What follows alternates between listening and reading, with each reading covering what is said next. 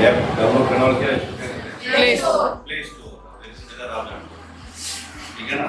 Play store पे जाते हो, जाते ही कोई आपने ऐप डाउनलोड किया और डाउनलोड करते हो क्या कहता है? क्या कहता है? इंग्लिश में लिखा आता है आपकी पिक्चर्स देखी जा सकती है, आपका ऑडियो वो भी सुना जा सकता है, इसको अलाउ कीजिए। आता है ना, परमिशन मांगता है वो, तो आपको अलाउ, और अपन क्या करते हैं बिना सोचे समझे allow allow allow allow allow allow और क्लियर। वही आपके लिए सबसे ज्यादा खतरनाक है। आप कोई भी ऐप डाउनलोड कर रहे हो, उसकी जो शर्तें हैं इसमें हम जरूर पढ़े। पढ़ने के बाद आप इंग्लिश मीडियम में पढ़ रहे हो ना, लिखने की शर्तें आपको हम जरूर पढ़े। उसकी पढ़ने के बाद ही ऐप को डाउनलोड करें। अगर नहीं किया आजकल एक दो तीन चीजें नहीं चाहिए। इंस्टाग्राम है ना, वर्तमान समय में सबसे ज्यादा मुकुट में थानों में इंस्टाग्राम के ऊपर दर्ज हो रहे हैं।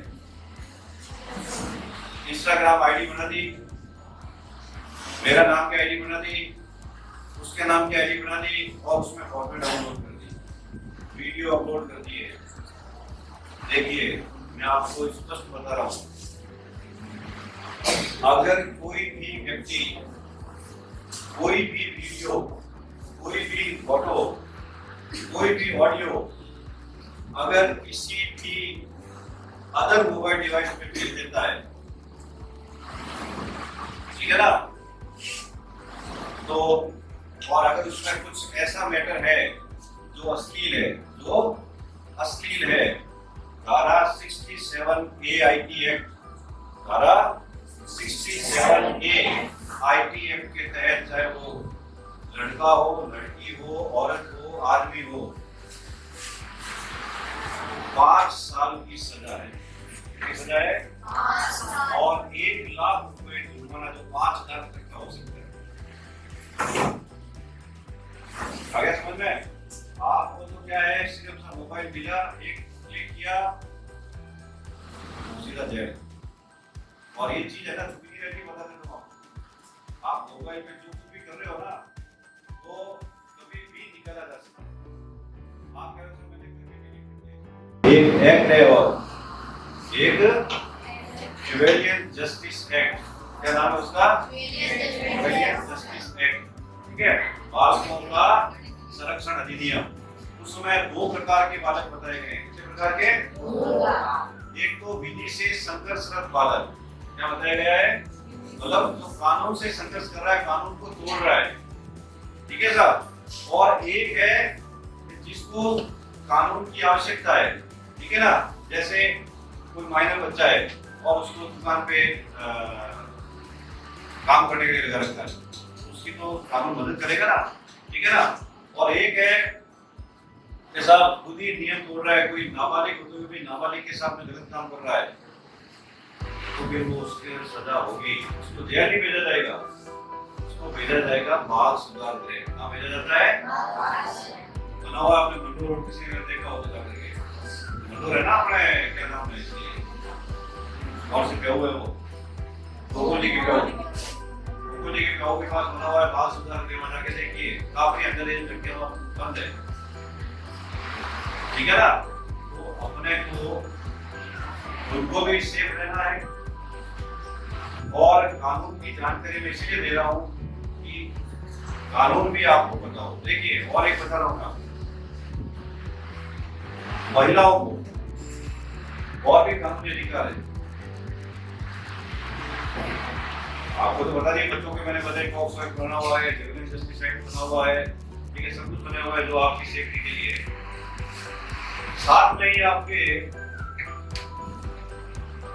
जो महिलाओं को अधिकार दे रखे हैं कानून में,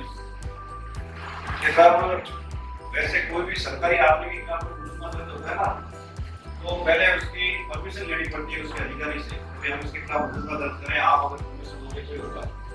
लेकिन अगर महिला ने कोई मुकदमा दर्ज करा दिया किसी सरकारी आदमी के खिलाफ, तो परमिशन लेना जरूरी नहीं है। ये भी एक ठीक है ना सर, वो भी उसमें बना हुआ है। तो ये आप अपनी पूरी जो मैंने कानून के संबंधित आपको जो जानकारियां दी है, अभी आपको ये बताएंगे बेसिकली कि आपको कैसे सेफ रहना, कराटे वगैरह बताएंगे, आपको अपना बचाव का तरीका बताएंगे। लेकिन बचाव के तरीके के साथ में आपको जो मैंने कानून संबंधी बातें बताई है वो भी आपके दिमाग में होनी चाहिए कि आपके कानून क्या क्या आपके लिए कर सकता है। वहां तो आप खुद लड़ रहे हो, वहां कानून आपके लिए लड़ेगा, तुम आगे आपके कानून भी लड़ेगा और आप भी लड़ रहे हो।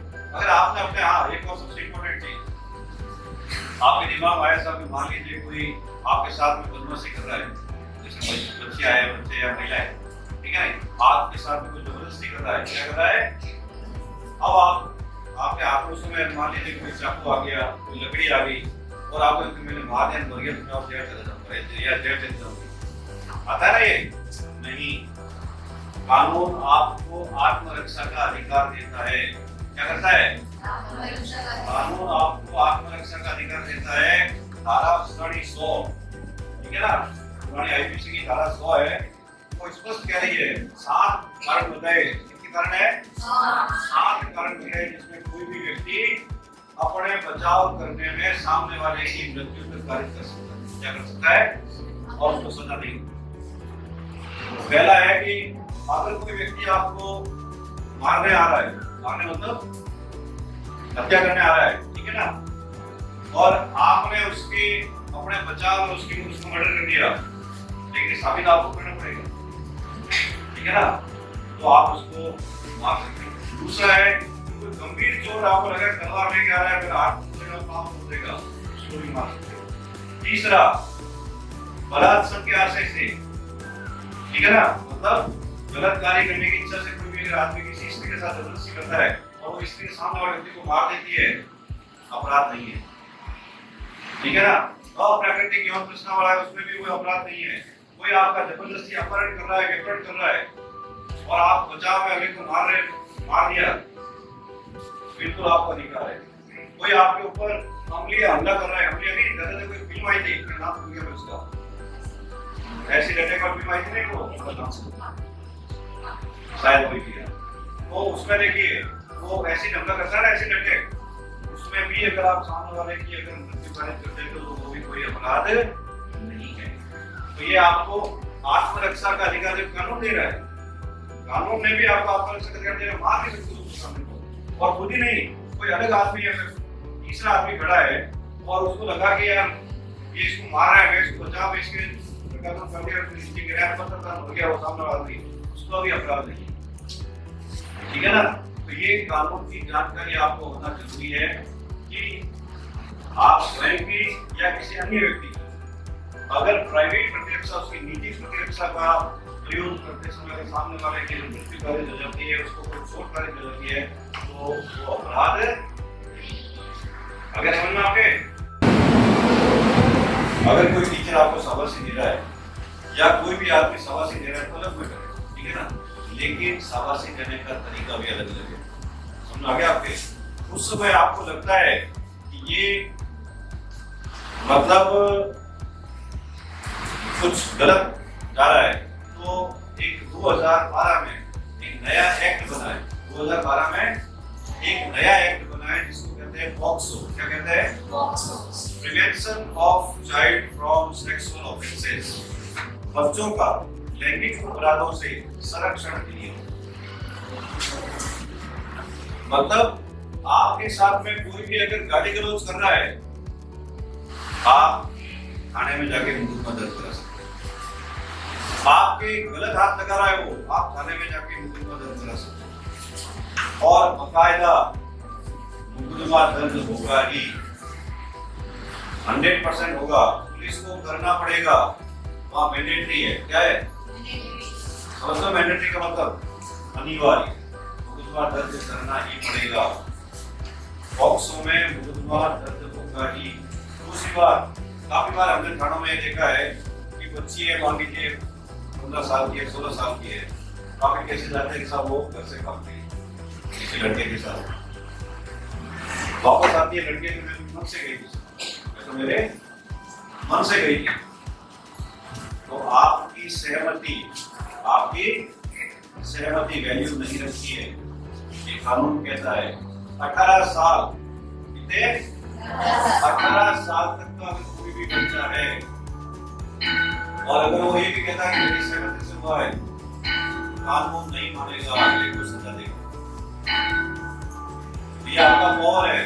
18 साल से कम अगर कोई भी अगर व्यक्ति आपके साथ छेड़छाड़ी करता है, गलत बिहेव करता है, गाली गलौज करता है, ठीक है, या और कोई गलत कार्य करता है, तो बाकायदा उसके खिलाफ मुकदमा दर्ज होगा और सजा भी बहुत ज्यादा है। सजा भी सजा है ऐसा कारावास जो 20 वर्ष तक का होगा। कितना? 20 वर्ष। या जो आजीवन, आजीवन मतलब टिल डेथ, समझ रहे हो? टिल डेथ जेल में रहेगा। जैसे आपने देखा आसाराम का नाम सुना? आसाराम नाम सुना? कौन है? अभी कहाँ है? अभी उसकी जमानत हो रखी है, उसके स्वास्थ्य संबंधित कारण उसकी जमानत हो रखी है, बता दी, लेकिन वापस आएगा जेल। कहाँ जाएगा? क्यों? वो इसी में गया है, बॉक्सों में गया है, और बॉक्सों में भी 5/6 में गया है। 3/4 धारा सबसे गंभीर है, उससे भी ज्यादा गंभीर 5/6 है। किसी भी संस्था का कोई भी प्रभारी, अधिकारी, कर्मचारी होते हुए, अपना संस्था बोल रहा हूँ, इसमें सभी शामिल है, स्कूल भी है, हॉस्पिटल भी है, जेल भी है, पुलिस थाना भी है, जितने भी जो संस्था होती है, ठीक है ना, चाहे स्कूल हो चाहे कोई भी हो, वहाँ पे अगर कोई भी अगर किसी भी महिला या किसी भी लड़की के साथ में कोई भी अश्लील हरकत करता है तो धारा 5/6 लगेगी और इसमें सजा है आजीवन कारावास, जो कम से कम 20 वर्ष का होगा। कितना? 20 वर्ष का होगा। तो ध्यान रखना है आपको कि कोई भी अगर व्यक्ति आपके साथ में ऐसा व्यवहार करता है, अपने माता पिता को सबसे पहले बताइए, अपने टीचर्स को सबसे पहले बताइए, ठीक है ना, कि साहब मेरे साथ में ऐसा कोई कर रहा है, उसका भाई नाम दीजिए। और ये आपके जो संस्था है, संस्था प्रधान की जिम्मेदारी बनती है कि वो उसकी रिपोर्ट दर्ज करेगा। अगर रिपोर्ट दर्ज नहीं कराता है, उनके खिलाफ एक मुकदमा हो जाएगा। ये जानकारी होते हुए भी इन्होंने मुकदमा दर्ज नहीं करवाया, उनके खिलाफ भी मुकदमा हो जाएगा। तो ये इतना बात किया है, आप बच्चों की सेफ्टी के लिए इतना कुछ कर दिया है कि साहब आप कोई भी ऐसा गलत कार्य ना तो करें, ना अपने साथ